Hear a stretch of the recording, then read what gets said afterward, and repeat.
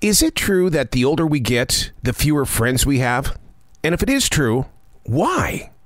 And is it possible our current personal battles with confusion is due 100% to getting too much information? My name is Arroe. I am a daily writer, a silent wolf.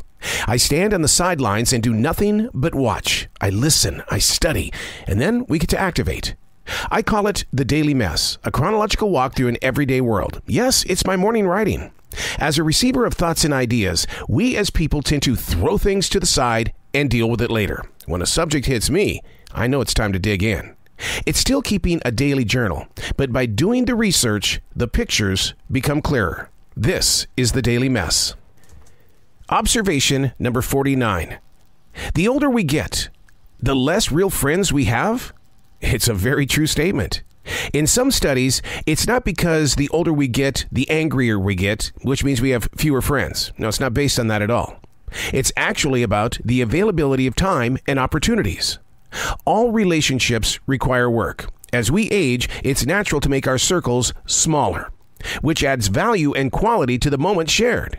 One researcher says that we should prioritize our friendships. Does this mean people tend to grow apart? Absolutely, that's exactly what that means.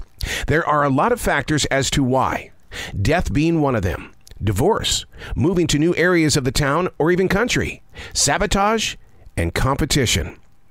As we grow apart in miles, as do our values and our beliefs, becoming less social. And yet during the COVID lockdown, I went the opposite direction. I took on a job that put me right in the center of all of these people.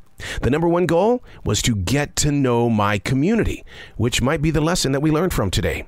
Measure the size of your circle of friends. If it seems small, become a volunteer. Get involved with your community or go get a part-time job. Hey, coming up next, getting too much content. Is it hurting our inner soul? Hey, thanks for coming back to the Daily Mess. Observation number 50. Can getting too much content be getting too much information? So true. When the amount of information exceeds our brain's ability to process it, it can lead to information overload, also known as info paralysis. It comes with a negative effect. Signs of getting too much include a difficulty in sorting things out or prioritizing information. Decision-making becomes a task. Imperitability is also on the awareness list.